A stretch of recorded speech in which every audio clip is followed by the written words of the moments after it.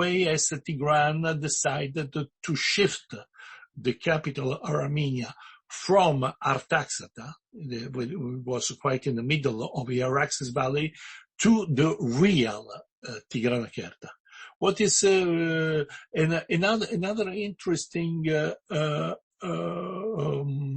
hint is that Strabo's geography speaks of another Tigranakerta near Iberia. But in fact, he's confused. He's confused because Strabo never went to Armenia. Although he was originary of the Pontus, he scarcely knew the country. So maybe he was using different evidence, and he decided that the real thing, so the Tigranakerta capital site located southwest of the Van Sea, was the same Tigranakerta. He says it was near Iberia. In a way, he was using two different sources. So whence the confusion.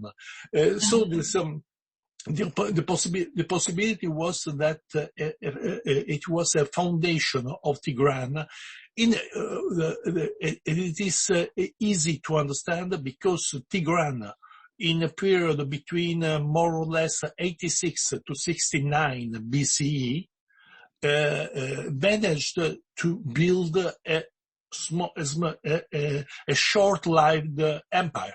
So with a different conquest, drawing through Anatolia and to Syria as well. So you arrive to Antioch and so on. So the foundation of these cities was particularly important in order to consolidate his Armenian power on the frontiers, original frontiers of the country. So that's it.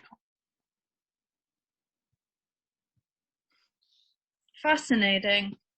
Such a deep knowledge that you have of this period of time. Does this kind of, I guess I'm curious to know, like, how far towards the present your knowledge of the history of the region goes? Well, in a way, when you are into Armenian studies, you have to know more or less the history. All the way. All the way. Even though, for example, in fact, if you want to specialize in the history of the Caucasus in the Middle Age, of course you have to know Arabic, you have to know Persian, so Farsi as well. So I know Farsi, but I cannot read Arabic, so I have to use the translation. But I can understand what happens, and I assure you, after late antiquity, it's a real mess. Especially when the Turkish tribes arrived and they start founding principalities. And that it is complicated. So it is not difficult to try. And of course, there is also the modern bias, because in some ways you have a different historiographical approach. So there are also many Azeri historians would try to put it on a nationalistic way. But of course, and on the other hand, there is also the influence of Iran, also Islamized Iran, and it's a. Can you yes. Would you mind articulating for us what is that modern narrative that the Azeri historians are kind of trying to propose? Well, for the ancient period, the Azeri are very fond of the Caucasian Albanians. Yeah. And of course, they exist. Caucasian Albanian is a language, and so we had some scraps of language, so the alphabet through manuscripts on. But then there was a wonderful discovery in the Mount Sinai, in the monastery of Saint Catherine. So they find this new palimpsest, which works mostly translations from patristic Greek, written in Albanian language.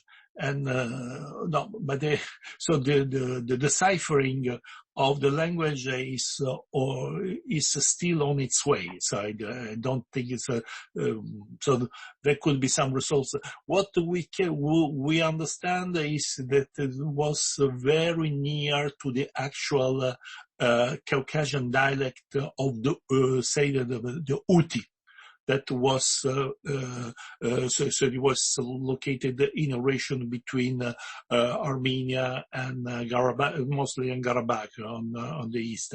And for this language, we have oral traditions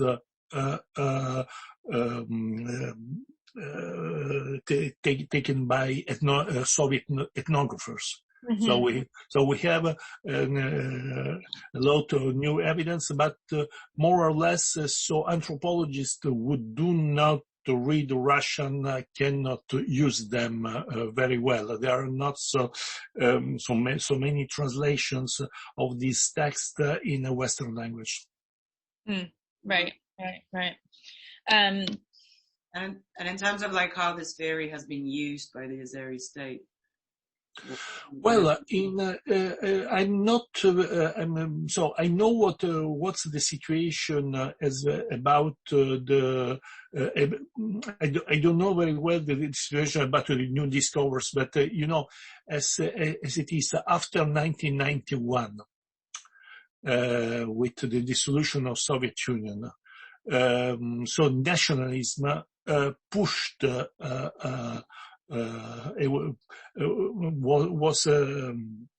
Was developed as both in Armenia and Azerbaijan. So, whereas in the Soviet period there was some nationalistic bias, but in some way it was still possible to make encounters, especially among archaeologists. After 1991, it was completely different. And of course, some scholars were, especially in Azerbaijan, developed very radical views, not so scientific. If you take my point, the real problem for a Western scholar is that if you are into Armenian studies and you have an Armenian visa, you will not be allowed to travel to Azerbaijan very easily. Even if you have to Karabakh, even if you've just been to Armenia but not to Karabakh, you still won't be able to. Now, I adapt it to now. Before it was possible, but anyway, Karabakh didn't give you a visa. They gave you just a piece of paper. Armenian patriots insisted in having a visa because then coming back to their diaspora communities, they could boast they went in Karabakh and they have a Karabakh visa, but it was completely legal in some way. So with not diplomatic meaning, because as far as I know, Karabakh was recognized only by Kosovo, Armenia, of course, and South Sudan. Right. And so in this, in the narrative that the Azerbaijani, and as you say, maybe less credible narrative that the Azerbaijani historians or well, whatever, the real problem is that then when you have a very scanty evidence, especially in ancient sources, is very easy to manipulate.